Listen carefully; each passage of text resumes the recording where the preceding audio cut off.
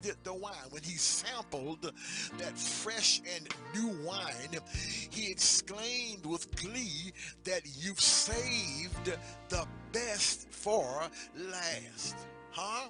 You saved the best for last. And that's what God has in store for each and every one of us. God would have me to tell you today that in spite of what you have gone through last year and what you're going through now, that you are standing on the premises, you're at the threshold of a new beginning. There is the dawning of a brand new day and a brand new year, and it's coming your way. Listen, I know that many of you, like me, will be glad when this season of pandemic has ended, because many people had a bad year in 2020. Oh yes, it was a bad year for somebody. Somebody had to cry in the midnight in 2020. Somebody had to walk the floor in disgust all night long. Somebody had to endure the unexpected death of a loved one. Somebody had their backs pressed against the proverbial walls of life. Somebody, and some of us were confused last year and didn't know which way to turn nor which way to go. But oh, my brothers and sisters, aren't you glad that we made it? Aren't you glad that we made it through?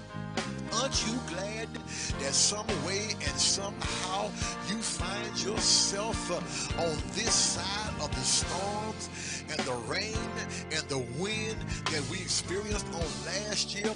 Aren't you glad that last year is a canceled check? Aren't you glad that today going forward is a promissory note? Now listen, hear me today. Hear me good. I don't know what God promised you. I don't know what promises he made to you. But the one thing I do know is that it's going to get better, because the best is yet to come. Come on, tell somebody the best is yet to come. The best is yet to come. This message, my brothers and sisters, is a message of liberation. This message is a message of encouragement. The writer Isaiah admonishes the children of Israel to do several things that would help them to hold on to this precious promise that God has something better for them. So, in the time that I have left that has been allotted me, allow me to share with you some portable, powerful, and potent principles that we can carry with us that will help us to better understand that it's going to get better and the best is yet to come. Huh? Now, in this text, stay with me. Isaiah is saying to us that if it's going to get better, if you're going to hold on to the fact that the best is yet to come, there are three things that you must do. All right? And it's all right here in the text. The first thing is you must remember God's power. Remember God's power. Huh? Now, watch this.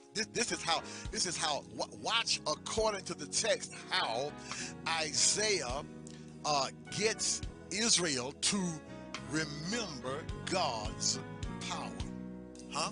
Now, in order for him to remind these Israelites who were on the verge of coming out of Assyrian captivity that God is able to deliver their children and their children's children from captivity, Isaiah had to remind them of how God had already delivered their grandparents from Egyptian captivity. Huh?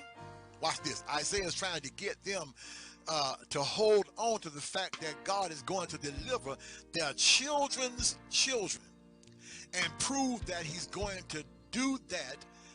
He presses the rewind button of their minds to make them go back to when God delivered their grandparents from Egyptian captivity.